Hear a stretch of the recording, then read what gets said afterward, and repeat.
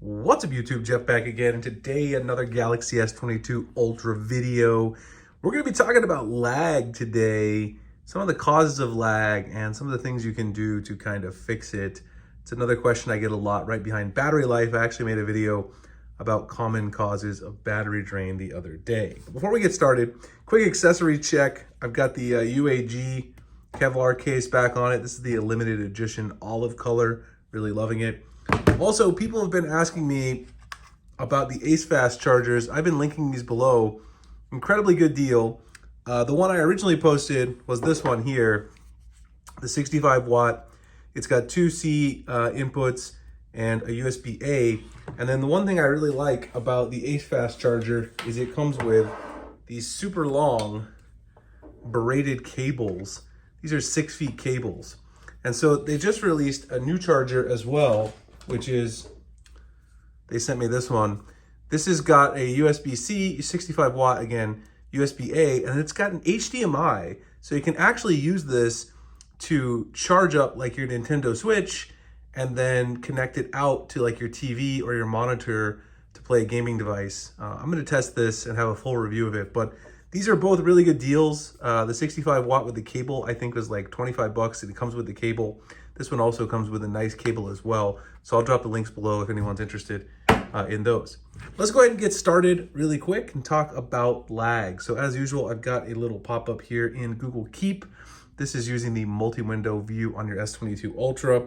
So 5 issues that cause lag commonly. Of course, I don't have a lot of lag on the S22 Ultra. It's a very high-end phone, but this still, it can get bogged down occasionally. And the most common one is just too many background apps. Now, even though this phone has a ton of RAM, obviously, if you go to your recent app menu and you scroll through, let me go to my recent apps, you scroll through and you just got a ton of apps open. I probably only got like 20 right now, but you guys can see in my app drawer, I got like 100 apps installed. If I open up all these apps simultaneously, it's gonna slow down the phone a little bit.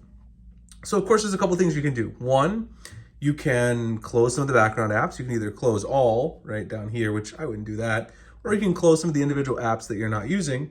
Or you can actually go in here, and I've already showed this before, but you can actually enable RAM Plus. RAM Plus is a feature that allows you to use some of your internal storage to get some extra RAM. So down here, I've got 8 gigabytes of my internal storage being used as additional RAM. And this actually stops me from having an issue where I hit a wall with background apps. So I really haven't had a problem with that, but it can be a problem if you open 100 apps and you're really doing a lot of stuff. You can always fix that by just limiting a few of the apps. Not something I run into too often though. The next thing is heavy customization. Now I talk a lot about customizing your device on this channel, but of course, if you have a whole bunch of customization going on, that can slow down your device and cause some lag. What I mean by that is if you're using a third-party launcher, like Nova Launcher, Action Launcher, one of those launchers, which I'm gonna start talking about some tutorials on how to use third-party launchers. Right now, I'm using the stock One UI launcher. This is an app drawer that I've enabled with GoodLock, which I showed in another video. But even using GoodLock and some of the add-ons like Theme Park, Keys Cafe for the keyboard, the lock add-on, which lets you get different lock screen clocks like this. You can see how sometimes the lock screen clock takes a minute to pop up. Using the always on display with a photo, like I have a photo here of my son. Doing video wallpapers on the lock screen, which you guys saw me have before. I don't have that anymore because it does drain some battery and also can cause some lag. Those things all can contribute to causing a little bit of lag with your device. If you have too much customization going on, sometimes that's going to occur. Now, is it going to cause a huge issue? No, it's going to be a couple of milliseconds here or there.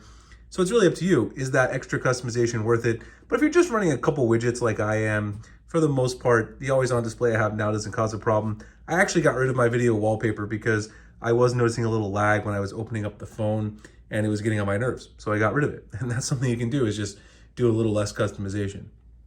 The next thing is rogue individual apps. And this goes back to what I was just saying. Sometimes things that cause battery issues can also be things that are going to cause some lag. So often if you have an app that's just crashing repeatedly, you can go down into the battery and device care section. You can use the optimize now for one thing. That'll actually help you free up some space and get back some RAM because it closes all your background apps. Not something I would do all the time. But if you go into the battery menu and you tap on usage, you can kind of see if there's any apps that are taking up a crazy amount of battery that you're not using a lot. Now I use Spotify, obviously I use Chrome, and I use the always on display. Those are draining a reasonable amount of battery, but if I had some new app that I installed that was draining 15% of my battery, obviously I'd want to look into that. And sometimes those can also be apps that are crashing or having software issues in the background. So you either want to check for updates, obviously go to the Play Store, let me update Microsoft OneDrive. You can go to the Galaxy Store if you've got Samsung apps, find your Galaxy Store, head over there and update any apps that have updates in the Galaxy Store. Expert Raw just got an update, by the way. So anybody who's been using that, I made a video about Expert Raw, Samsung's awesome camera add-on app.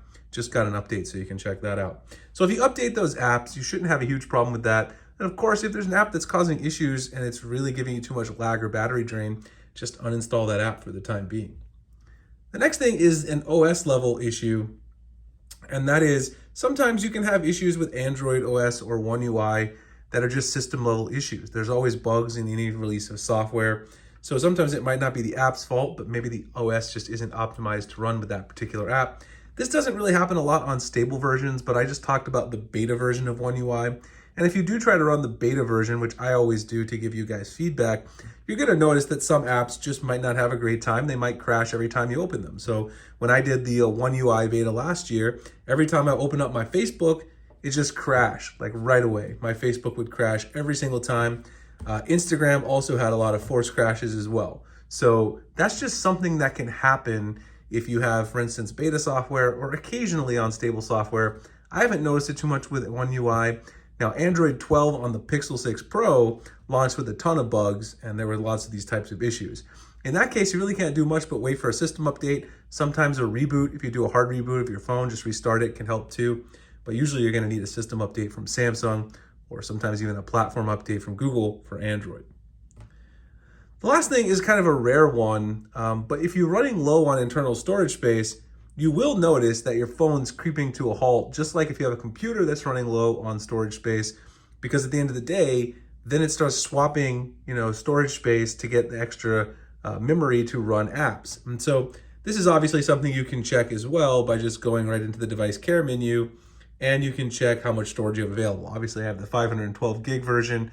I'm only using 90 gigs, so I got 423.1 gigabytes available. I'm not gonna have that issue. But if you have the 128 gig version, obviously I would be getting close, because I download a lot of apps and add media as I own my phone.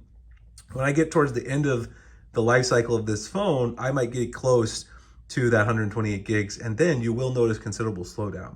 So that's why it's always a good idea to consider the size storage you need when you buy the device. Since these aren't upgradable and there's no micro SD expansion, you want to make sure you get everything you need at the beginning.